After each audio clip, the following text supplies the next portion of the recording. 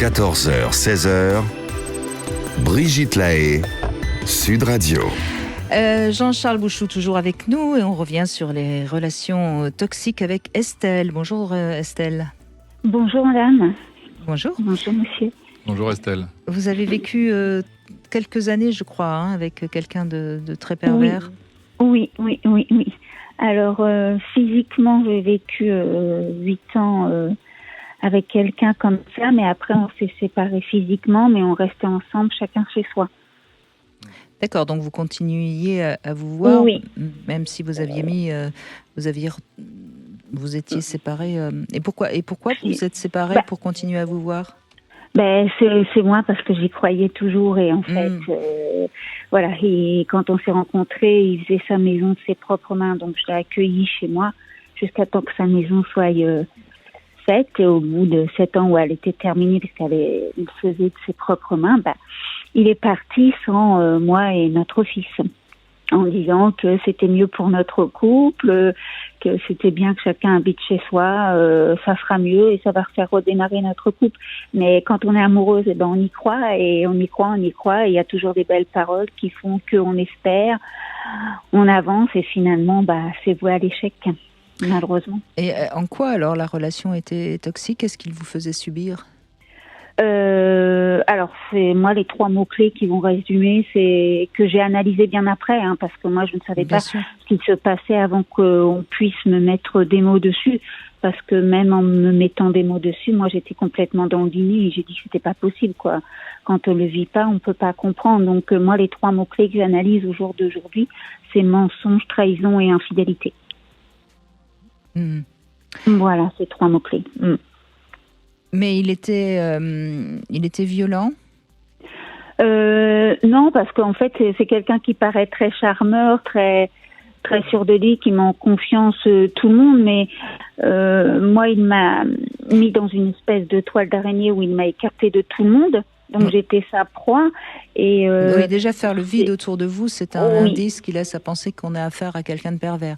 Et est-ce qu'il vous humiliait? Est-ce qu'il vous critiquait? Oui. Alors au début, on dit c'est comme ça, on sait pas, faut pas être susceptible. Estelle, non. Et en fait, on s'aperçoit qu'il y a des propos qui sont inacceptables, quoi. Enfin, alors que seul, il va être gentil et devant le public, il va être dire non, elle sait pas faire ça. Tu devrais t'habiller comme ça. C'est important parce que dans les 3 mots que vous nous donnez, mensonge, trahison, infidélité, je dirais qu'on pourrait donner ces 3 mots dans des relations qui ne seraient pas avec un pervers. Donc là, il faut rajouter quand même. Non, les mécanismes de pervers narcissiques, ceux que je décris, sont quand même assez précis. Mais on en retrouve là. C'est étonnant quand même qu'en privé, il vous parle bien et en public, il vous parle mal. Souvent, c'est le contraire d'ailleurs. C'est étonnant, mais bon.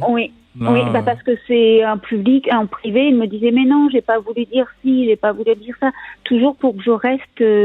Mais il avait besoin de vous rabaisser devant les autres. Il avait besoin de me rabaisser devant les autres parce qu'effectivement, pour lui se mettre en avant, parce que moi je faisais du sport de niveau à l'époque et j'étais toujours en avant, donc c'est vrai que le sujet de discussion c'était beaucoup autour de moi. Donc lui il se rabaissait pour que lui puisse être en avant et que ce soit lui qui soit le maître d'œuvre de tout ça en fait. Oui, quand vous étiez en société, vous étiez plus intéressante que lui. En tout cas, c'est comme ça qu'il le vivait. Oui, et il y a un paradoxe, c'est-à-dire que lui va briller de vos qualités.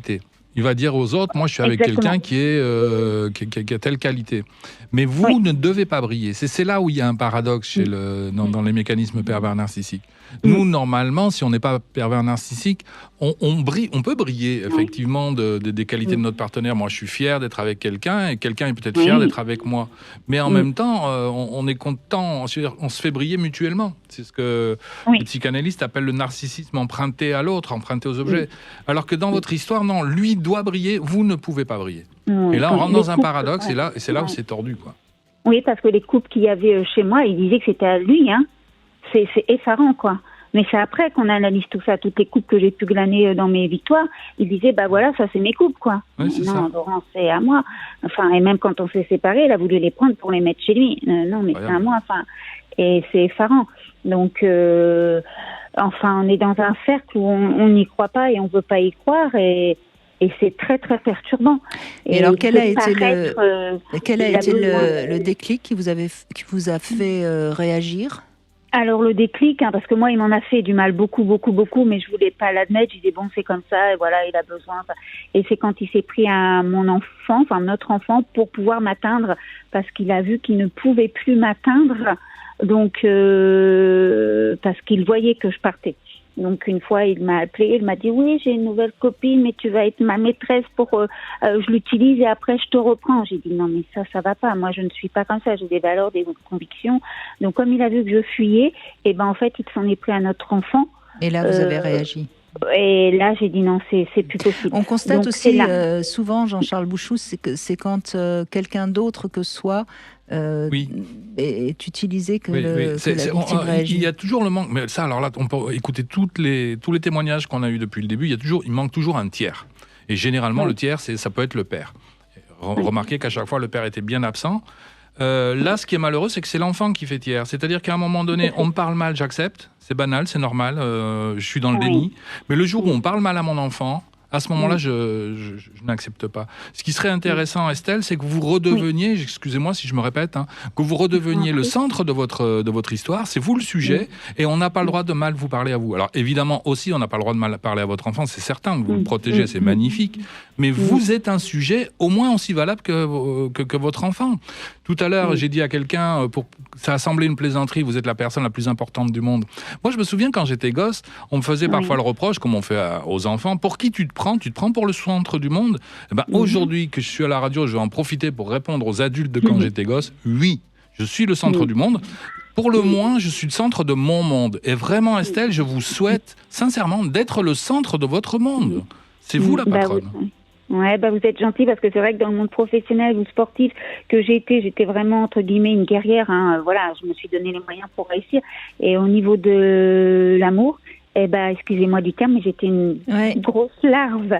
Donc, Estelle, quand on touche à ma prunelle de mes yeux, que là, j'ai montré et je me suis dit, alors, c'est à partir de là où j'étais plus souvent mais peut-être on n'a pas le temps puisqu'on est en fin d'émission, mais peut-être qu'il faudrait voir si ce que vous avez réussi à faire dans le sport, c'était peut-être pas justement une porte de sortie un exutoire, vous voulez dire, de quelque chose d'antérieur. Oui, il y a un travail à faire, c'est certain. On peut penser peut-être que vous avez été si combative dans le sport parce qu'il y avait peut-être quelque chose à réparer. Mais bon, ça on n'a pas le temps d'en parler, mais ça aurait été peut-être intéressant évidemment d'avoir votre avis. Peut-être que vous nous le donnerez une autre fois de toute façon. Merci en tout cas Estelle. Jean-Charles Bouchou, oui, on a besoin de vous pour bien éclairer tous ceux qui nous écoutent. Oui, on a du travail encore à faire, mais c'est bien, moi je suis ravi. Je vous avais expliqué hier que nous organisons en ce moment, il y a un comité qui se crée avec des avocats, des juristes, où nous sommes en train de créer une communauté, c'est pratiquement une communauté, enfin un club quoi.